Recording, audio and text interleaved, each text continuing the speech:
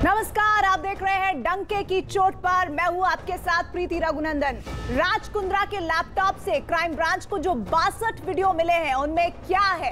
दिल्ली के सागर हत्याकांड में ओलंपिक पदक विजेता पहलवान सुशील कुमार के खिलाफ आज कोर्ट में क्या हुआ? जेडीयू ने प्रधानमंत्री पद को लेकर जो शिगुफा छेड़ा है उसके पीछे की पॉलिटिक्स क्या है? नीतीश कुमार ने आज पेगासस जासूसी मामले पर कैसे सबको चौंका दिया? मुहर्रम को लेकर यूपी में डीजीपी के किस निर्देश पर मची महाभारत और तालिबान पर किसने की बारूद की बारिश? ये सभी बड़ी खबरें देखिए डंके की चोट पर।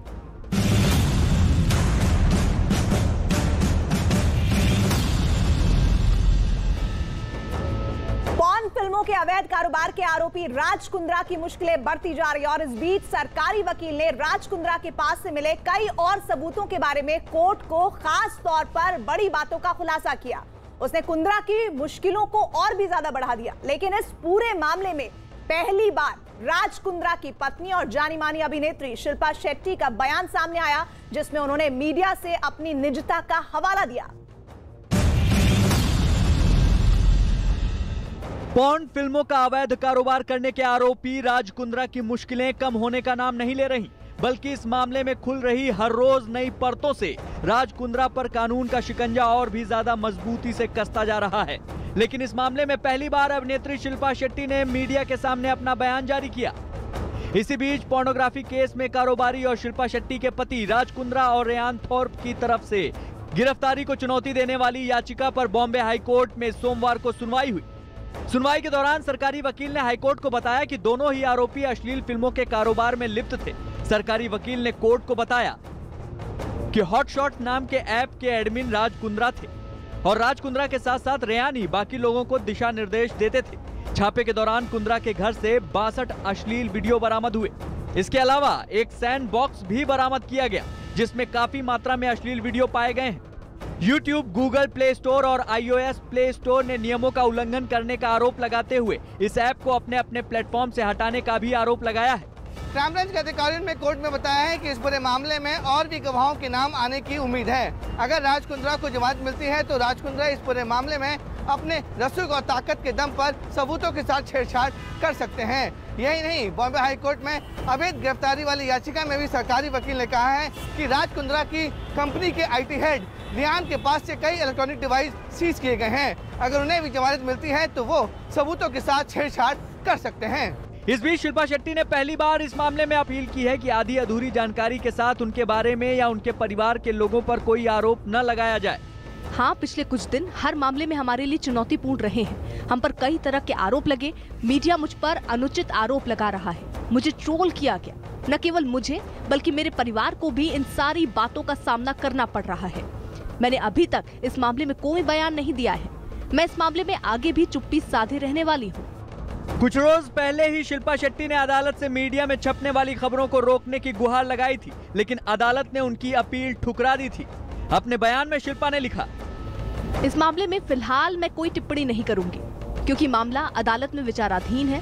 इसलिए कृपया मेरी ओर से झूठे उदाहरण देना बंद करें। एक सेलिब्रिटी के तौर पर मैंने हमेशा न कभी शिकायत करो न कभी समझाओ का फॉर्मूला अपनाया है। मैं बस इतना कहना चाहूंगी, अभी जांच जारी है। मुझे मुंबई पुलिस और हमारी न्यायपालिका पर पूरा भरोसा है। मैं कानून का पालन करने वाली भारतीय और पिछले 29 सालों से काम करने वाली प्रोफेशनल महिला हूँ। लोगों ने मुझ पर भरोसा किया है। मैंने कभी किसी का भरोसा नहीं तोड़ा। मैं आपसे निवेदन करती हूँ कि इस समय हमें अकेला छोड़ दें। हम मीडिया ट्रायल के हकदार नहीं हैं। कृपया कानून को अपना काम करने दें। सत्यमेव जयते। क्राइम ब्रांच के मुताबिक राज कुंद्रा की पॉर्न फिल्मों से होने वाली कमाई का पूरा हिसाब किताब खंगालना अभी बाकी है, क्योंकि इसमें कई बैंक खातों की जांच होनी है। जाहिर है कानून का शिकंजा अब और भी मजबूती से कसने लगा है।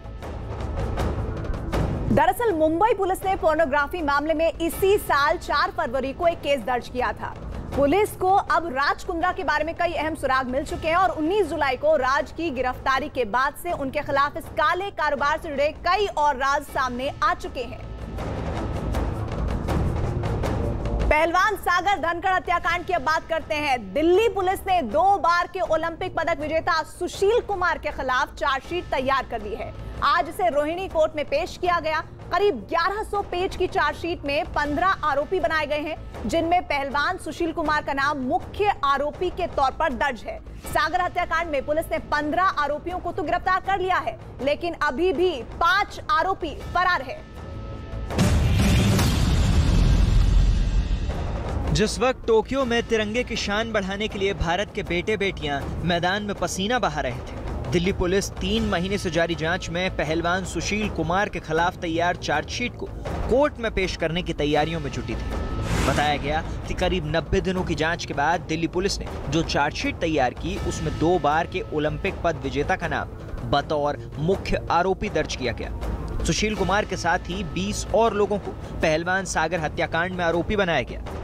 सागर की हत्या के आरोप में दिल्ली पुलिस सुशील कुमार सहित 15 आरोपियों को पहले ही गिरफ्तार कर चुकी है। सुशील कुमार इस वक्त दिल्ली की जेल में बंद है। सुशील के अलावा बाकी आरोपियों की गिरफ्तारी दिल्ली, एनसीआर और हरियाणा से हुई है। इस मामले में अभी भी 5 आरोपी फरार हैं, जिसमें 3 इनामी बदमाश हैं। इन तीनों के नाम प्रवीण उर्फ चोटी, जोगेंद्र काला और राहुल बताए गए। आरोप है कि सुशील कुमार ने अपने कई साथियों के साथ मिलकर 4 और 5 मई की दरमियानी रात छत्रसाल स्टेडियम में जूनियर पहलवान सागर धनखड़ और उसके साथी सोनू महाल को बुरी तरह मारा था। इस हमले में सागर धनखड़ की मौत हो गई थी। सागर की मौत के बाद दिल्ली पुलिस की क्राइम ब्रांच को इस मामले में 50 से ज्यादा गवाह मिले। चार्जशीट तैयार करने में मोबाइल फोन से बने वीडियो की फॉरेंसिक रिपोर्ट काम आई। इसके अलावा स्टेडियम के सीसीटीवी फुटेज और वहां मौजूद लोगों के बयान से भी चार्जशीट तैयार करने में मदद मिली। पुलिस की चार्जशीट तैयार करने में सागर की पोस्टमार्टम रिपोर्ट ने काफी अहम भूमिका निभाई। बताया गया कि गवाहों और मारपीट के वीडियो से पुलिस को जिस तरह के सुराग मिले थे, पोस्टमार्टम रिपोर्ट में उसकी पुष्टि हो गई। सागर की पोस्टमार्टम रिपोर्ट में बताया गया कि उस पर किसी भारी चीज से वार हुआ था, जिसकी गहरी चोट के निशान मिले। इस चोट की वजह से बहुत ज्यादा खून बहा। इसी के आधार पर पुलिस ने अपहरण, हत्या की कोशिश और जानलेवा चोट पहुंचाने वाली धाराओं के साथ ही 14 अन्य संगीन धाराओं में केस दर्ज किया। क्राइम ब्रांच की तफ्तीश में इस बात का खुलासा हुआ है कि वर्चस्व की लड़ाई के चलते ही सागर धनखड़ की हत्या की गई थी। लड़ाई की एक वजह सुशील कुमार की पत्नी का वो फ्लैट भी था, जिसमें सागर धनखड़ किराए पर रहता था। चार्जशीट के मुताबिक इस बात का भी खुलासा हुआ है कि सुशील कुमार इस बात से भी नाराज था कि उसके खेमे के जूनियर पहलवान अचानक से सागर धनखड़ खेमे में चले गए थे। जांच के मुताबिक सागर हत्याकांड के तार सुशील की पत्नी के फ्लैट, पहलवानों के 2 खेमों से तो जुड़े, साथ ही विवादित जमीन की खरीद फरोख्त और कब्जा दिलाने के रैकेट से भी जुड़े। तफ्तीश में ये बात भी सामने आई कि पहलवानों के दोनों खेमे के लोग गैंगस्टर काला जठेड़ी से जुड़े हुए थे। हाल ही में दिल्ली पुलिस की स्पेशल सेल ने काला जठेड़ी और एक कुख्यात लेडी डॉन को गिरफ्तार किया है। अब क्राइम ब्रांच सागर हत्याकांड में काला जठेड़ी से भी पूछताछ करेगी। आरोप है कि सागर हत्याकांड में काला जठेड़ी के भांजे सोनू महाल की पिटाई का भी आरोप सुशील पर लगा था। कोर्ट में सुशील ने काला जठेड़ी से अपनी जान को खतरा भी बताया था। हालांकि जठेड़ी के करीबी गैंगस्टर लॉरेंस बिश्नोई ने न्यूज 18 से बातचीत में सुशील के साथ उसकी दोस्ती के दावे किए।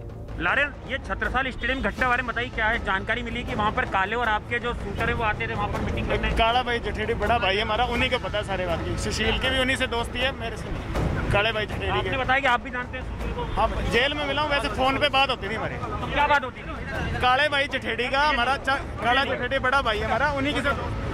दिल्ली क्राइम ब्रांच ने पहलवान सागर हत्याकांड की कड़ियों को जोड़कर चार्जशीट तैयार की है। दिल्ली पुलिस का दावा है कि उसने हत्या का मकसद, हत्याकांड को अंजाम देने के तरीके से लेकर इससे जुड़ी तमाम गुत्थियों को सुलझा लिया है। दरअसल इस मामले में पहलवान सुशील कुमार का शुरू से कहना है कि उसने हत्या के इरादे से कुछ नहीं किया। बताया गया कि मॉडल टाउन के एक फ्लैट को लेकर हुए झगड़े में सागर ने सुशील का कॉलर पकड़ लिया था, जिसका बदला लेने के लिए अपहरण और मारपीट की नौबत आ गई। अब पुलिस ने 1100 पन्नों की चार्जशीट दायर कर अपनी जांच के ब्यौरे को सिलसिलेवार तरीके से रखा है। पुलिस के सामने अब इन आरोपियों को लगातार सामने बेनकाब करना है और इन पर लगे जो आरोप हैं उन्हें साबित करने की चुनौती है। इसके साथ ही आइए सियासत की ओर रुख कर लेते हैं। सियासत के गलियारों में जेडीयू संसदीय बोर्ड के अध्यक्ष उपेंद्र कुशवाहा का बयान चर्चा का विषय बन गया है। अपने एक बयान में उपेंद्र कुशवाहा ने बिहार के सीएम नीतीश कुमार को पीएम मटेरियल करार दिया है। उपेंद्र कुशवाहा का यह बयान सामने आने के बाद सीएम नीतीश कुमार ने मुस्कुराते हुए उनके बयान से कन्नी काटी। लेकिन इस सियासी क्रिया प्रतिक्रिया के बीच एक बार फिर बहस का दौर शुरू हो गया। 2024 के लोकसभा चुनाव अभी दूर है, लेकिन सियासी हलचलें जोर पकड़ने लगी हैं। इसी कड़ी में बिहार के राजनीतिक गलियारों से आया जेडीयू नेता उपेंद्र कुशवाहा का बयान उस वक्त चर्चा का सबब बन गया जब उन्होंने बेधड़क होकर सीएम नीतीश कुमार को पीएम मटेरियल करार दे दिया। हालांकि इस दौरान उपेंद्र कुशवाहा ने पीएम मोदी की भी तारीफ की। आज की तारीख में नरेंद्र मोदी जी देश के प्रधानमंत्री हैं, जनता ने उनको प्रधानमंत्री बनाया है, अच्छा काम कर रहे हैं, लेकिन उनके अतिरिक्त और भी कई लोग देश में हैं जो पीएम बनने की सलाहियत रखते हैं और उसमें नीतीश कुमार जी का भी नाम है, तो स्वाभाविक रूप से नीतीश कुमार जी को पीएम मटेरियल कहा जाना ही चाहिए। उपेंद्र कुशवाहा जेडीयू संसदीय बोर्ड के अध्यक्ष भी हैं, लिहाजा उनके बयान को हल्के में नहीं लिया जा सकता। यही वजह है कि इस बारे में जब दिल्ली से लौटे सीएम नीतीश कुमार से पटना एयरपोर्ट पर सवाल किया गया तो उन्होंने मुस्कुराने वाले अंदाज में कहा, हम काहे के लिए पीएम मटेरियल हैं? इन सब चीजों में मेरी कोई दिलचस्पी नहीं। मटेरियल बताए हैं, लेकिन एक बात और कहा है वो नहीं ऐसी बात। उधर जेडीयू महासचिव केसी त्यागी ने भी उपेंद्र कुशवाहा के बयान का समर्थन किया है। साथ ही उन्होंने ये भी कहा कि हम एनडीए का हिस्सा हैं और एनडीए के घोषित नेता नरेंद्र मोदी हैं। जिस तरह का राजनीतिक अनुभव, तजुर्बा, गंभीरता, वैचारिक प्रकृति था, किसी नेता में प्रधानमंत्री बनने के लिए होनी चाहिए। ऐसे सारे गुणों से लैस श्री नीतीश कुमार जी, इसमें कहाँ दो राय है। लेकिन हम एनडीए में हैं और एनडीए के घोषित नेता श्री नरेंद्र मोदी जी हैं, लेकिन सबको अपने अपने नेताओं के बारे में चर्चा, प्रशंसा और स्वीकार्यता करने और कराने का अधिकार मौजूद है। एनडीए गठबंधन में शामिल वीआईपी यानी कि विकासशील इंसान पार्टी के नेता राजीव मिश्रा ने भी उपेंद्र कुशवाहा के सुर में सुर मिलाया है, लेकिन उन्होंने भी ये बात दोहराई कि फिलहाल केंद्र में किसी तरह की कोई वैकेंसी नहीं है। इसमें कोई संदेह नहीं है, श्री नीतीश कुमार जी पीएम पद के लिए कैपेबल हैं, क्योंकि उन्हें 15 साल से ज्यादा गठबंधन की सरकार चलाने का अनुभव है। लेकिन केंद्र में अभी वैकेंसी नहीं है। श्री नरेंद्र मोदी जी भारत के प्रधानमंत्री हैं और 2024 में भी भारत के प्रधानमंत्री पद के उम्मीदवार श्री नरेंद्र मोदी जी होंगे। वैसे उपेंद्र कुशवाहा अकेले ऐसे नेता नहीं हैं जिन्होंने ये बात कही है। बिहार के पूर्व मुख्यमंत्री जीतन राम मांझी ने भी नीतीश कुमार को पीएम मटेरियल बताया था। यही नहीं, 2014 के लोकसभा चुनाव के दौरान खुद नीतीश कुमार ने स्वयं को पीएम कैंडिडेट बताते हुए ये कहा था कि वो केंद्र में मंत्री और राज्य के मुख्यमंत्री के तौर पर अनुभव रखते हैं। ऐसे में क्या उनकी योग्यता किसी से कम है? यही वजह है कि एक बार फिर जब नीतीश कुमार को लेकर पीएम मटेरियल वाला बयान दिया गया तो बीजेपी ने भी कूटनीतिक अंदाज में कहा कि हर पार्टी को अपने नेता की तारीफ करने का हक है। हर कोई अपने पार्टी में अपने बॉस के लिए बहुत कुछ बोलता है, लेकिन आरजेडी ने उपेंद्र कुशवाहा के बयान पर तंज कसते हुए नीतीश कुमार को घेर लिया। ये रह रह करके जेडीयू के नेताओं को कीड़ा काटता है और वो पीएम मटेरियल नीतीश कुमार जी को बताने लगते हैं। नीतीश कुमार जी पीएम मटेरियल थे, लेकिन जब से वो पलटी मार मटेरियल बन गए, इसके बाद तो जनता ने उन्हें सीएम के लायक भी नहीं समझा। 3 नंबर की पार्टी पिछले विधानसभा के चुनाव में बना दिया जनता ने। उपेंद्र कुशवाहा का ये बयान ऐसे वक्त में आया है जब दिल्ली में जेडीयू राष्ट्रीय कार्यकारिणी की बैठक में मुंगेर से सांसद राजीव रंजन सिंह उर्फ लल्लन सिंह को पार्टी का अध्यक्ष बनाया गया है। लल्लन सिंह को नीतीश कुमार का करीबी माना जाता है। और बीते कई दिनों से बिहार एनडीए में सब कुछ ठीक नहीं चल रहा है। घटक दलों के नेताओं के अलग अलग बयानों से बिहार की सियासी हवाएं लगातार गर्म हो रही है। जेडीयू के नेता कुछ अलग बयान दे रहे हैं तो वहीं बीजेपी के नेता कुछ अलग बोल रहे हैं और यही वजह है कि एनडीए गठबंधन पर विरोधियों को हमलावर होने का मौका जरूर मिल गया है। भले ही सीएम नीतीश कुमार खुद को पीएम मटेरियल वाले बयान से अलग कर रहे हैं, लेकिन उन्होंने अब पेगासस फोन टैपिंग मुद्दे पर बड़ा बयान दिया है।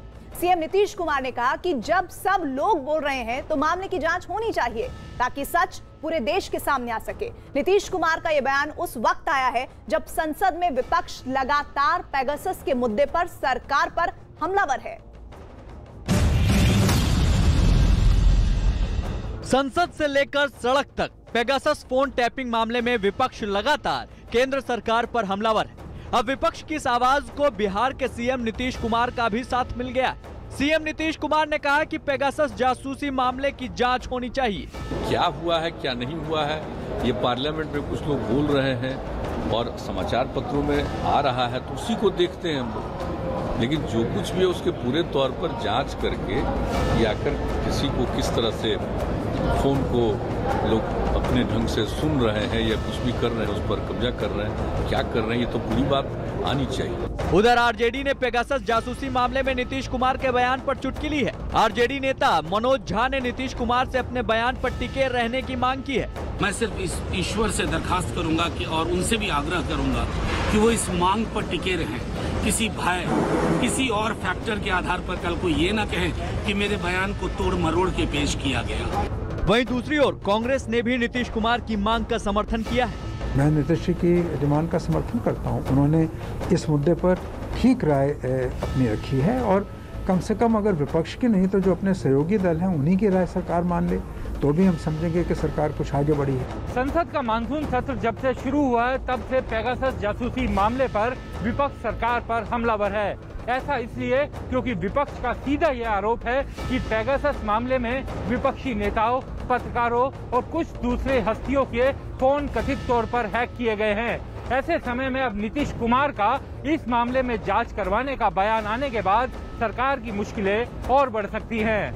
हालांकि सरकार की तरफ से लगातार यही कहा जा रहा है कि जासूसी कांड से केंद्र सरकार का कोई लेना देना नहीं है। विपक्ष लगातार पेगासस के मुद्दे पर सरकार पर हमलावर है। पेगासस जासूसी विवाद के सामने आने के बाद से विपक्ष इस मामले में जोरदार हंगामा कर रहा है। विपक्षी पार्टियां इस मामले पर चर्चा और जांच की मांग लगातार कर रही हैं और इसी कड़ी में अब सीएम नीतीश कुमार ने भी जिस तरह से सदन के बाहर पेगासस जासूसी मामले की जांच की बात कह दी है उससे सियासी गलियारों में एक नई बहस जरूर छिड़ गई है। मॉनसून सत्र के तीसरे हफ्ते का पहला दिन भी संसद के दोनों सदन हंगामे के गवाह बने।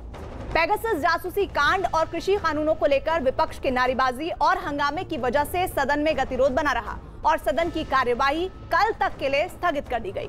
हंगामे की वजह से लोकसभा और राज्यसभा की कार्यवाही बार बार स्थगित करने की नौबत आई। लोकसभा हो या राज्यसभा, दोनों सदनों में टोक्यो ओलंपिक में भारत की बेटी पीवी सिंधु की उपलब्धियों का जिक्र छिड़ा तो जिस तरह पूरे सदन ने मेज थपथपाकर दिन का आगाज किया, ऐसा लगा मानो बीते हफ्ते तक चला हंगामा अब बीती बात हो गई है। मुझे आपको सूचित करते हुए अत्यंत प्रसन्नता हो रही है कि सुश्री पीवी सिंधु ने ओलंपिक खेलों में बैडमिंटन एकल प्रतियोगिता में भारत के लिए कांस्य पदक जीता है। I congratulate Miss PV Sindhu for winning bronze medal in badminton women's singles event in Olympics Games being held in Tokyo, Japan. With her spectacular performance, Miss Sindhu has scripted history by becoming the first Indian woman to win 2 Olympic medals, and that too in successive editions. लेकिन आगाज जैसा भी रहा हो, दिन खत्म होने तक दोनों सदनों में इतनी बार और इस तरह हंगामा हुआ कि कार्रवाई को बार बार स्थगित करने की नौबत आती रही। अपने अपने स्थान पर जाइए। सदन की कार्रवाई आज दिनांक 12 बजे तक के लिए स्थगित की जाती है। So the House is adjourned to meet at 12 noon. सभा की कार्रवाई मंगलवार दिनांक 3 अगस्त 2021 को प्रातः 11 बजे तक के लिए स्थगित की जाती है।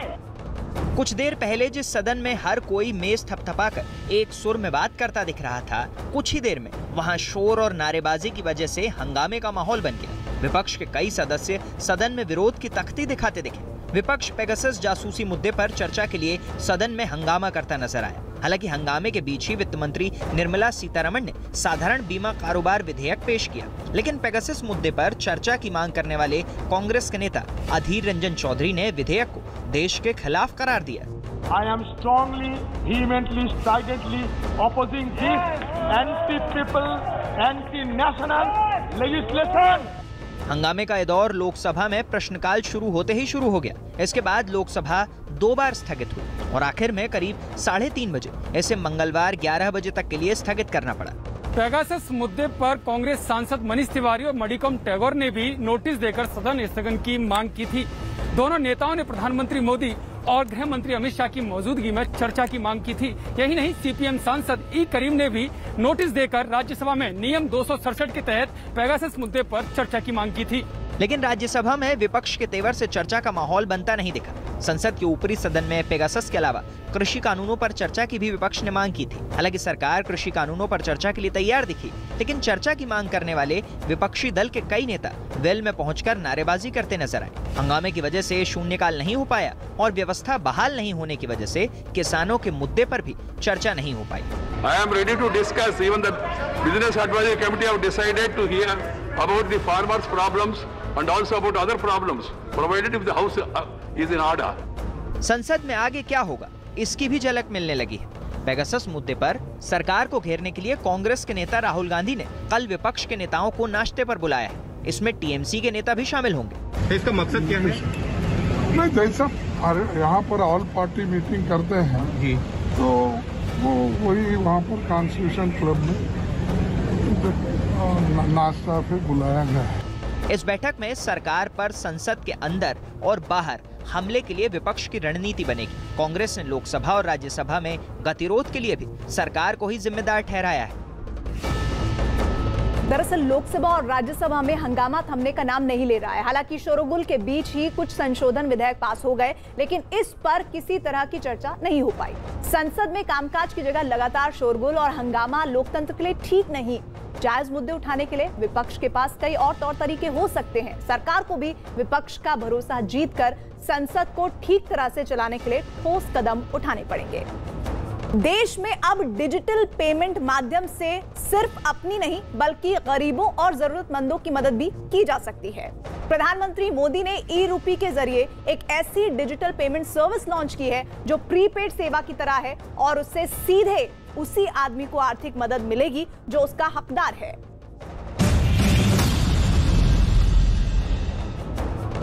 डिजिटल पेमेंट के क्षेत्र में गरीबों और जरूरतमंदों के लिए प्रधानमंत्री नरेंद्र मोदी ने ई-रूपी लॉन्च किया। ये ऑनलाइन भुगतान का ऐसा तरीका है जिसे पर्सन और purpose specific digital payment solution, यानी जिस आदमी को इसके जरिए मदद भेजनी है और जिस काम के लिए भेजनी है उसी हिसाब से पेमेंट होगा। ये मोदी ने वीडियो कॉन्फ्रेंसिंग के जरिए ई-रूपी को लॉन्च किया। लॉन्चिंग के दौरान सबसे पहले मुंबई की एक महिला ने कोविड-19 वैक्सीनेशन सेंटर पर पेमेंट किया। ई-रूपी के जरिए कुछ ही मिनटों में कैशलेस तरीके से भुगतान हो गया। दूसरे देश अपने यहाँ के पोस्ट ऑफिस और बैंक खुलवा रहे थे, तो वहीं भारत महिलाओं के बैंक खातों में सीधे आर्थिक मदद भेज रहा था। भारत में अब तक डायरेक्ट बेनिफिट ट्रांसफर के जरिए करीब 17.5 लाख करोड़ रुपए सीधे लाभार्थियों के खाते में भेजे जा चुके हैं। आज केंद्र सरकार 300 से ज्यादा योजनाओं का लाभ डीबीटी के माध्यम से, डायरेक्ट बेनिफिट ट्रांसफर के माध्यम से लोगों तक पहुंचा रही है। लगभग 90 करोड़ देशवासियों को इसके तहत किसी न किसी रूप में लाभ हो रहा है। इस नॉन ट्रांसफरेबल इलेक्ट्रॉनिक वाउचर का इस्तेमाल वही लाभार्थी कर सकेगा जिसके लिए इसे जारी किया जाएगा। इसे मोबाइल में डाउनलोड किया जा सकता है और प्राइवेट वैक्सीनेशन सेंटर्स पर स्कैन किया जा सकेगा। इसके बाद वैक्सीनेशन का भुगतान हो जाएगा। आज देश डिजिटल गवर्नेंस को एक नया आयाम दे रहा है।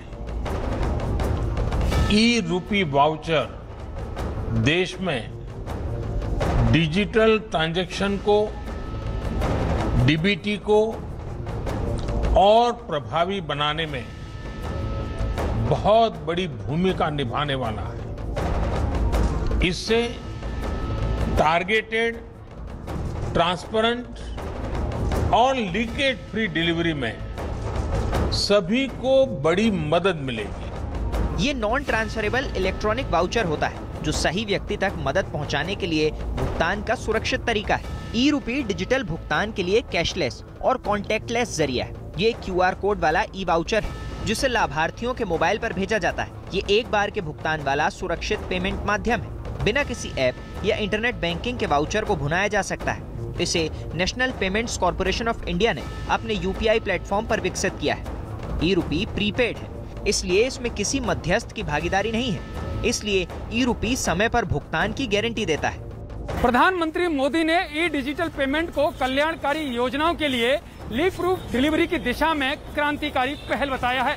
खबर है कि इसका प्रयोग देश भर में जरूरतमंदों और गरीबों के लिए चलाई जा रही तमाम योजनाओं में किया जा सकता है, ताकि डिजिटल वाउचर के जरिए सही व्यक्ति तक समय पर आर्थिक मदद पहुंचाई जा सके।